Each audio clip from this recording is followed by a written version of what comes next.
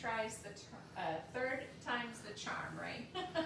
So this is Pastor Mary again, and I apologize for the inundation of videos you're receiving, but we're just going to kind of start from the beginning. So Andrew and I went out today to raise money for the public schools. We wore our masks, we wore gloves, we were as socially distant as we could be with a charity drive like that one. And I noticed that the people who came out to support us also, for the most part, wore masks. And I was really pleased and excited about that. And how we're all trying to work together and cooperate with one another.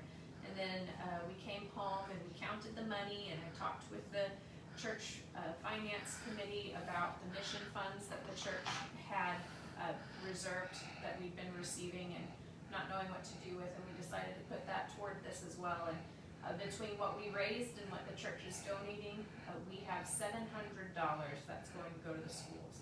And I was just floored by that generosity and that love that you all came and showed up with. And so I've spent most of the day just so, on cloud nine. And then the report of how many confirmed cases of coronavirus we have came in, and we learned that we have 75 confirmed cases in town, active confirmed cases, with more people waiting to learn about their results. And today I made an executive decision for our church. I have never in my career had to make an executive decision. And I hope I never have to do it again. It's not something that we as clergy like to do. In our denomination, it's not something that we typically do unless it's an emergency, and unfortunately, that's where we are today.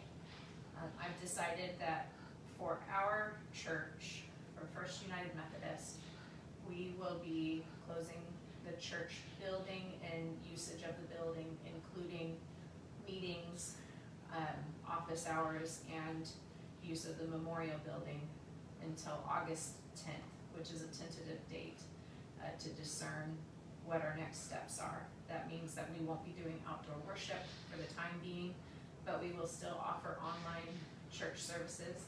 And that also means that those of us who have been doing activities, like the Boy Scouts or church meetings or preparing for the garage sale, all of those are postponed for now. I think between today and August 10th, we'll have a much clearer picture of what it's going to look like going forward as this outbreak continues. And I hope to be in contact with the other church leaders so that we can create a plan. But until then, we are going to have our doors closed. Thank you for your patience. I know that this is difficult. I know hearing me over the dogs right now is probably difficult. But know that I didn't come to this decision easily. It actually makes me very sad to have to make this decision.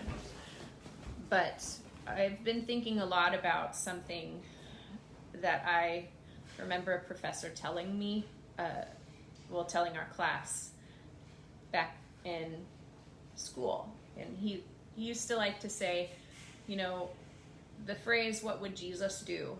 is really, it's an irrelevant phrase, because Jesus isn't here, at least not in the physical form. And if Jesus were here, Jesus is fully God, which is something that we are not. And so the more appropriate question to ask ourselves is, what would Jesus have us do? And I've been thinking about that a lot these last few weeks, and particularly since the outbreak here in town started.